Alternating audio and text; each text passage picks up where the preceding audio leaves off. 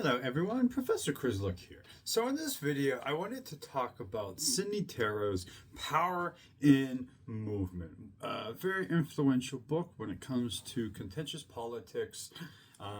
We've been laying the foundations of what are contentious politics. How are they different than different theories that try to make sense of power and where public policy and where power lies in the American political system.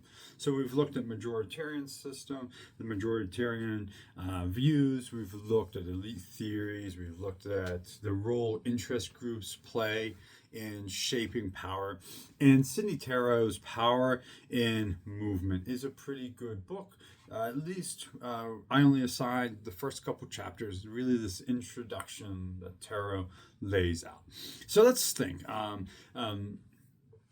and Movement begins with a real-world example, the 2010 Gaza Freedom Flotilla. A relatively small group of activists attempted to break Israel's blockade of Gaza. Excuse me. And the Israeli military responded with force, killing 9 civilians. What followed was not just a military or diplomatic incident, but a global political reaction. Governments condemned Israel, unions called for boycotts, artists canceled performances, and civil society actors mobilized across borders. What started as a limited action by non-state actors produced pretty wide-ranging political consequences. Tarrow uses this case, this example, to make a central point. Political power is not exercised only by governments or institutions. Instead, it also emerges from interaction, from confrontations between challengers and authorities, and from the ways those confrontations ripple outward through societies and across borders. This brings us to Tarrow's main concept that he writes about in so much of his writing, and that is of contentious politics. Contentious politics, as Tarrow lays out, refers to situations in which ordinary people, often lacking regular access to institutional power, the same definition that emerges in so many of our readings and so much of our discussions, when people who do not have access to regular levers of power through institutional politics join together to challenge elites, authorities, or opponents around shared claims. So these confrontations are not random, that Tarrow lays out. They occur when people perceive opportunities to act, when they can draw on existing social networks, and when they have access to recognizable forms of collective action. This political and perceived opportunities we will see emerge in readings next week when we look at the political opportunity structure, some more theoretical work on why windows open for people to step into contentious political action. In his introductory in chapter 1, Tarrow argues that we should not treat social movements as isolated phenomena. Instead, they exist within a broader universe of contentious politics that includes protests, riots, strikes, revolutions, and even transnational activism. Social movements are a particular form of contentious politics, one that is sustained over time, rooted in social networks, and capable of maintaining pressure on powerful opponents. These maintained actions, these continuous actions. This distinction matters because not every protest is a social movement. A riot or spontaneous uprising may express deep grievances, but without organization, shared identity, and sustained interaction, it often dissipates. The protest movement just withers away or stops or ends. Social movements, by contrast, persist over time. They develop repertoires of contention, framing issues in a certain way, and strategies that allow them to endure and to sustain themselves. Tarrow emphasizes that contentious politics is relational.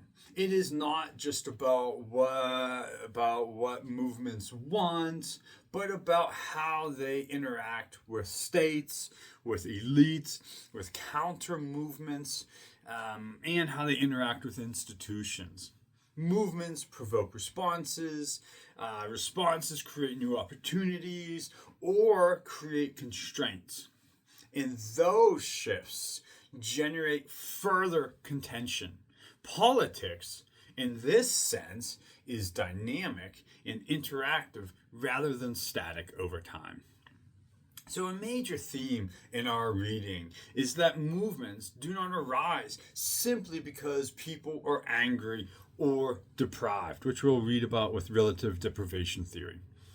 Grievances, Tarrow argues, are widespread in society, but movements are relatively rare.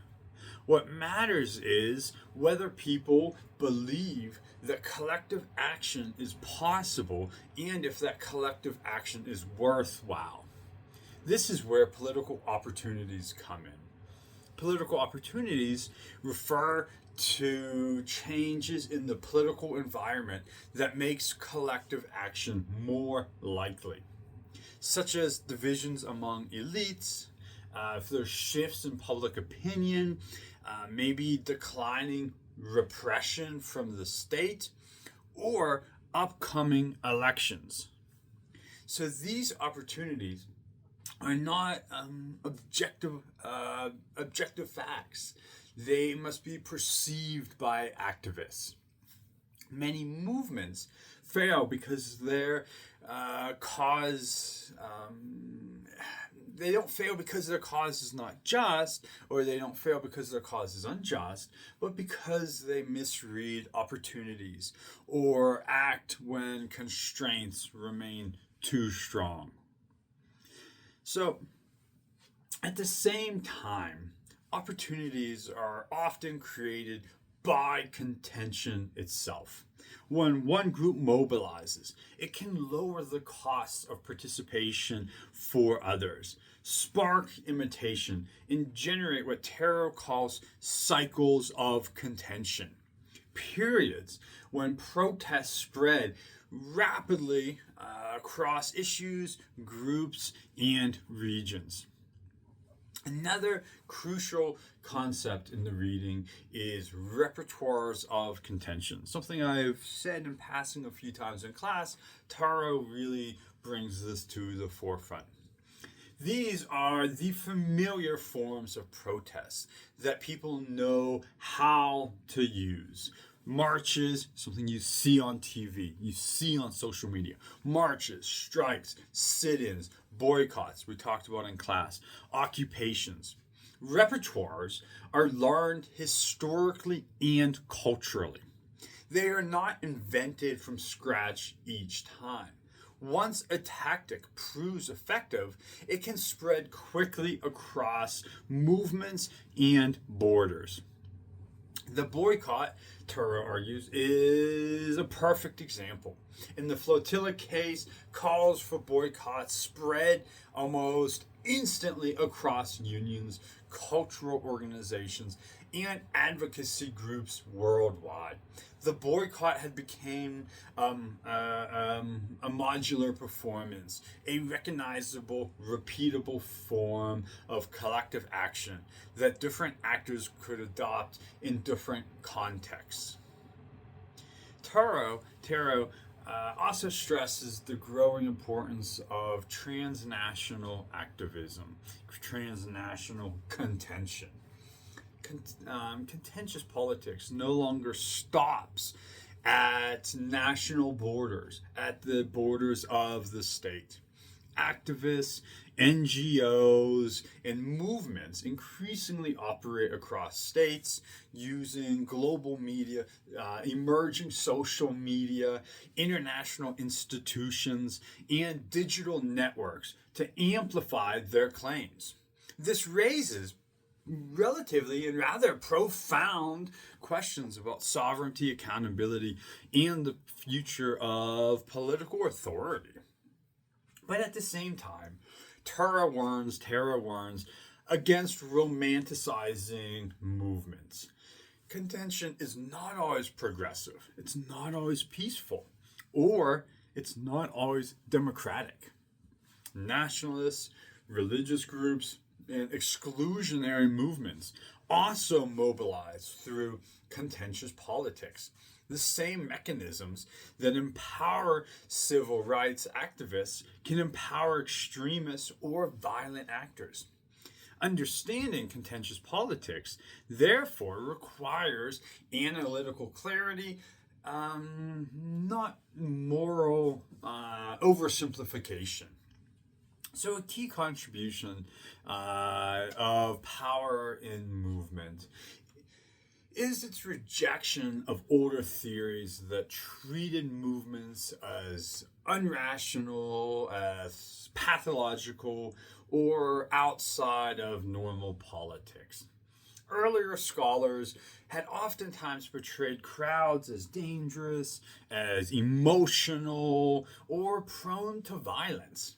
Tarrow argues instead that movements are oftentimes organized and strategic and mean-making actors. They construct identities, they frame grievances, and engage in deliberate interactions with power holders. So social movements, in his definition, have a series of 4 core properties. First, they involve collective challenges. Public, often disruptive actions directed at elites or authorities. Second, they are based on common purposes, shared claims that justify the risks of participation. Third, they rely on social solidarity, networks, identities, and relationships that sustain commitment for the cause. Fourth, they engage in sustained interaction with opponents over time rather than isolated acts of protest. Only when all 4 are present do we see a full-fledged social movement. Finally, Tarrow situates social movements within a broader political landscape. Movements do not replace institutional politics. They interact with it. They can influence elections, legislation, court decisions, and public norms. But they can also be co-opted, repressed, or absorbed into routine politics. So the central takeaway of our reading for today is that power is not static. It moves. It shifts through interaction, confrontation, and collective action. Ordinary people may lack formal authority, but when political opportunities open, when networks mobilize, and when contention spreads, they can reshape political outcomes in ways that institutions alone cannot. That is what Tarrow means by power in movement. And it is why contentious politics is essential for understanding how political change actually happens. Thank you.